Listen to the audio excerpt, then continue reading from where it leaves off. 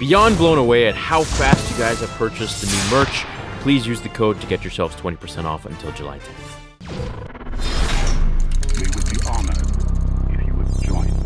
If you guys have watched my channel for a while, then you know my fascination with Supreme Leader Snoke's black obsidian ring taken from the catacombs under Vader's castle. If you haven't seen those videos, I've made a bunch of them. Please go check them out, and it'll help shine some light on this video. Now, if you don't know what his ring was, Snoke wore a ring on his left hand, which was made of gold and was inscribed with glyphs from the 4 sages of Dwarti. These sages were a group of contentious philosophers and lawgivers from the early days of the Galactic Republic, who had a great influence on the Constitution. In Legends, at least one was affiliated with the dark side. Palpatine kept statues of the sages in his office on Coruscant and then also in the Imperial Palace when he converted it from the Jedi Temple. On top of the gold portion of Snoke's ring sat black obsidian, which he got from the catacombs beneath Vader's castle on Mustafar. I have a variety of theories on what this ring means. Now, it could be a key to his resurrection, or it could connect him to Palpatine and Plagueis. How did Snoke even get this ring in the first place? Now, while I do have a lot of videos on this and different theories explaining different possibilities of what this ring could do or connect to, there is something that is canon, and it has just been recently revealed from Disneyland, particularly at Galaxy's Edge. Now, it doesn't go beyond saying that the ring connects to Snoke and Vader, possibly only sentimentally. Like, maybe Snoke only liked having something from Vader's castle, because, you know, honestly, who wouldn't think that was cool? But with Galaxy's Edge opening and everything there considered to be canon, it seems that we might be getting more information about the ring, specifically its black obsidian crystal, and what it means for the Star Wars story. Now, something I'm going to throw in here before we actually get on with more of the information from Galaxy's Edge and the crystal there. In the Vader Immortal game, we find out that Mustafar was a mining planet. Now, what were they mining? Well, I guess we're gonna have to find out as we go more into the depths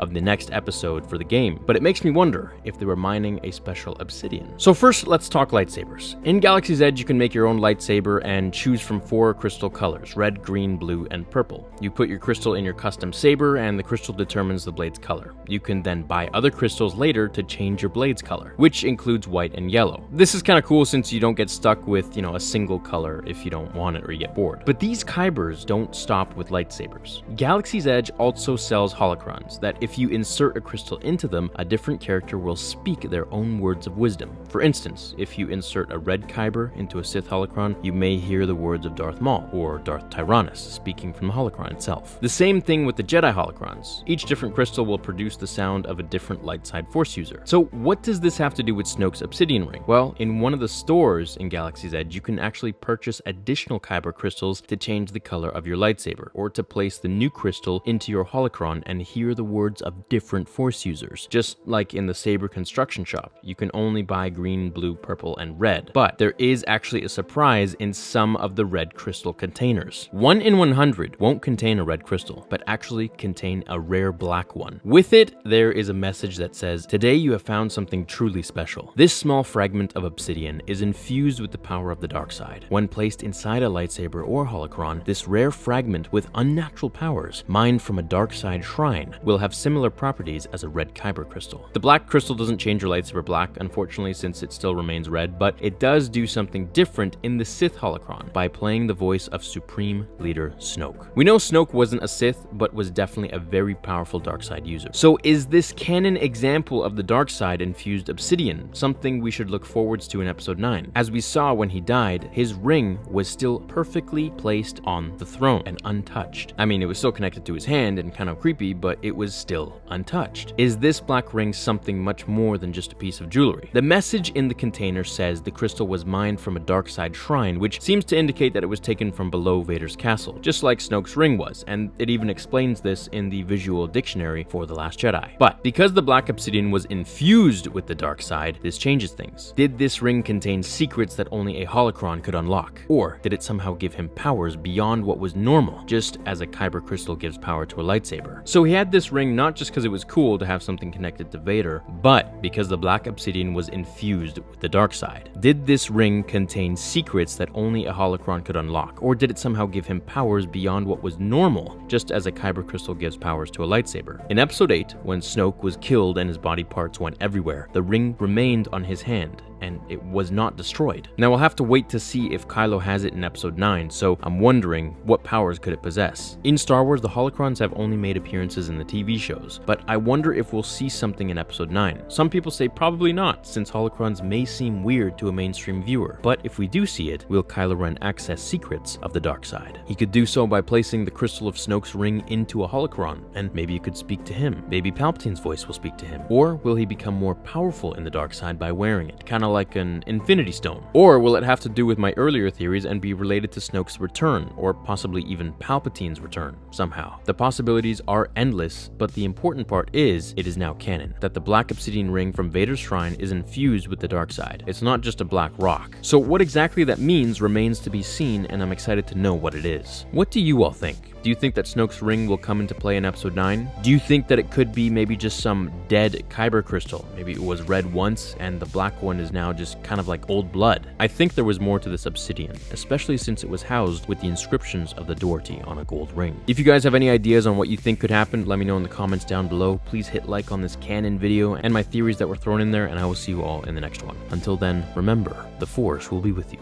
always.